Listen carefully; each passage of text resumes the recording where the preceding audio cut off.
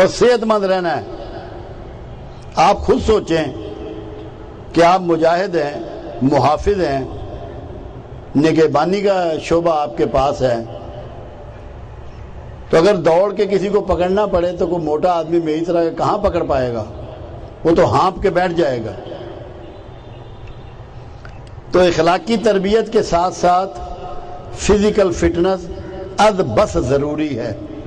اس کے لیے آپ کے افسران کو بھی اہتمام کرنا چاہیے اور لوگوں کو یہ گائیڈ کرنا چاہیے، ٹیچ کرنا چاہیے کہ اپنے وزن کم کریں، اپنی فٹنس کو بہتر کریں۔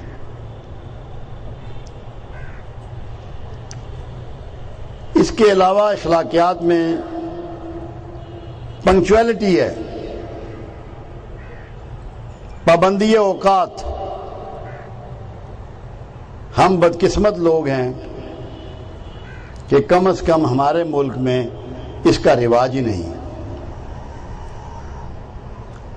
نہ کوئی وقت پہ آتا ہے، نہ وقت پہ جاتا ہے، نہ وقت مقررہ پر کام کرتا ہے، اور بے شمار جھوٹ پھر روز گھڑتا ہے، اور سب تساہل کا شکار ہیں۔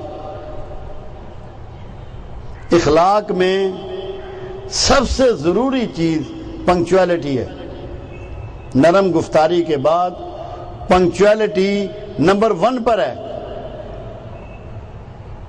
کہ آپ کے ذہن میں ہونا چاہیے کہ میں اگر اپنے جاب پہ بر وقت نہ پہنچا، اپنی اسائنمنٹ پہ بر وقت نہ پہنچا، تو کہیں اللہ میرا شمار ظالموں میں نہ کر دے۔ اس کو اس طرح سمجھے۔ جتنی قومیں آج عروج پر ہیں،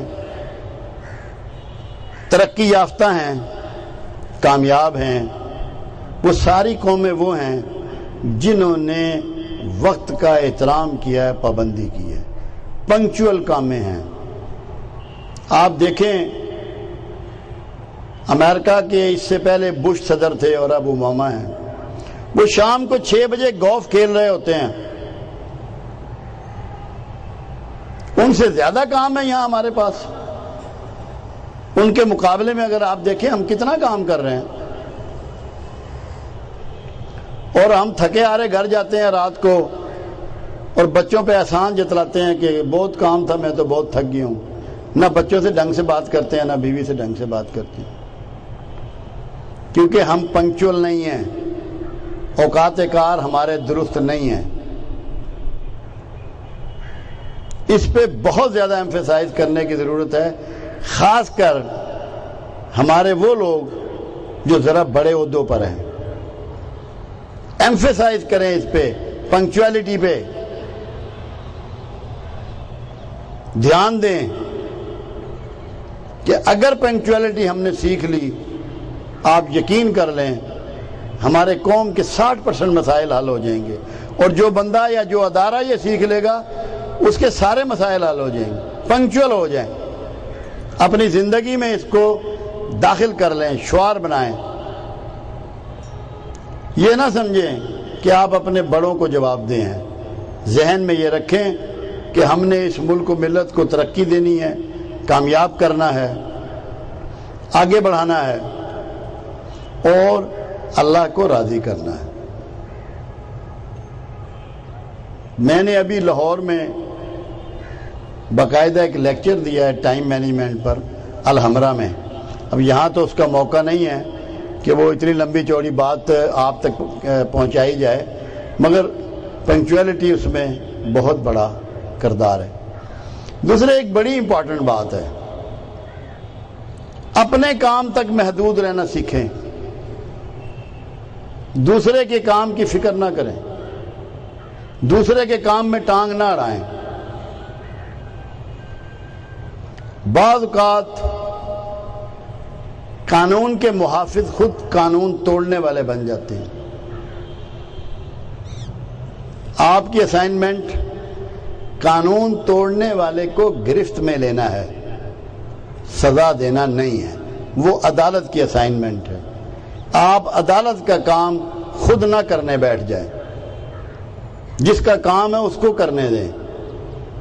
اگر آپ یہ فرض کر لیتے ہیں کہ عدالت اپنی ڈیوٹی نہیں کر رہی اور مجرموں کو کیفر کردار تک نہیں پہنچا رہی، اس کے ذمہ دار وہ جسٹس یا وہ ججز ہیں جو اپنا حق ادا نہیں کرنے۔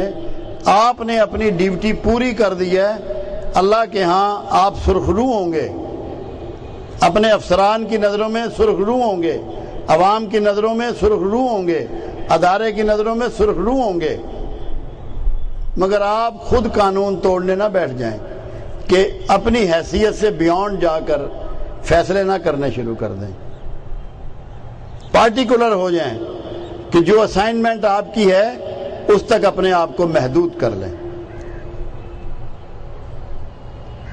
کیونکہ اسلام میں کوئی ایسا سسٹم نہیں ہے کہ بندہ جو ہے وہ دین کا ٹھیکیدار ہو جائے۔ آپ کے ادارے میں بھی کوئی ایسا سسٹم نہیں ہے کہ آپ مجرموں کو کیفر کردار تک پہنچانے کے ٹھیکیدار بن جائیں۔ یہ عدلیہ کا کام ہے، آپ کا کام نہیں۔ آپ کا کام ہے مجرم کو سچائی سے پکڑ کر عدالت کے حضور پیش کر دینا، اپنے حصے کا کام کریں، دوسروں کو اپنے حصے کا کام کرنے دیں۔ یہ بہت ضروری ہے، اوور ایکٹ مت کریں۔ جب بھی اوور ایکٹ کریں گے اس کا مطلب ہے قانون کے محافظ قانون کو توڑ رہے ہیں۔ اس کا احترام یہ ہے کہ جتنا آپ کو اسائنمنٹ دی گئی ہے اس کو پوری ڈیووشن اور ڈیڈیکیشن سے پورا کریں۔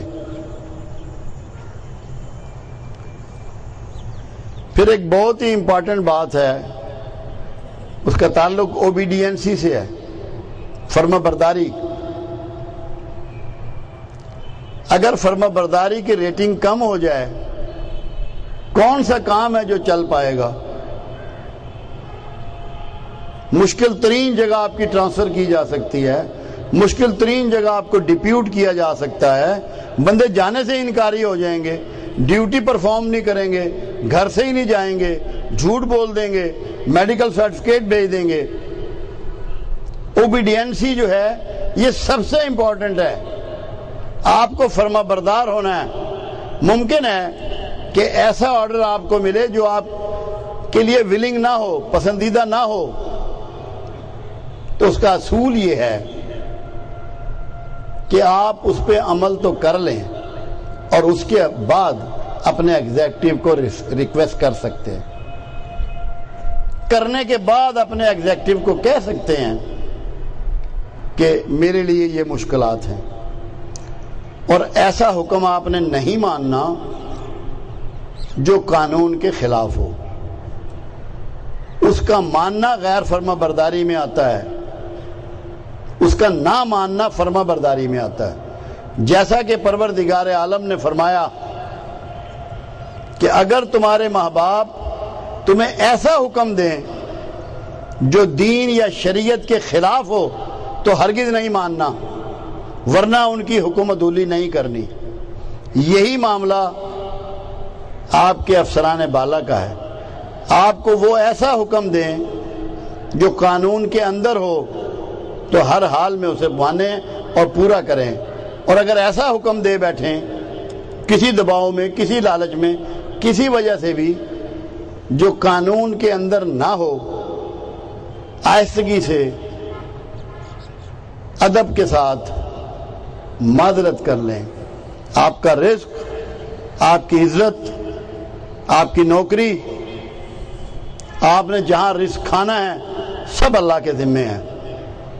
وہ ناجائز حکم دینے والا آپ یقین کر لیں اگر آپ سچائی پر ہیں آپ کا بال بیکا نہ کر سکے گا، اور نہ کبھی ایسا ہوا ہے۔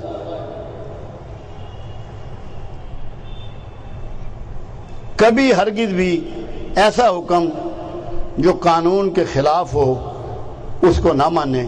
یہ فرما برداری میں نہیں آتا، یہ اوبیڈینسی نہیں ہے، یہ خوشامد کا حصہ بنتا ہے، اور بڑھیا لوگ خوشامد نہیں کیا کرتے، باضمیر لوگ خوشامد نہیں کرتے۔ تو اوبیڈینسی کو آپ بہت زیادہ احتیاط کے ساتھ ایکسرسائز کریں۔ پھر قانون کی خود کی پاسداری ہے۔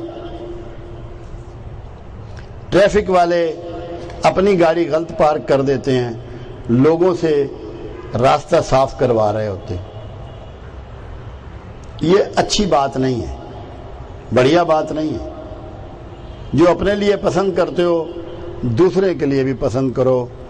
قانون کا احترام یہ ہے کہ جتنا قانون مجھ پر لاگو ہے، قانون نافذ کرنے والے پر بھی اتنا ہی قانون لاگو ہے۔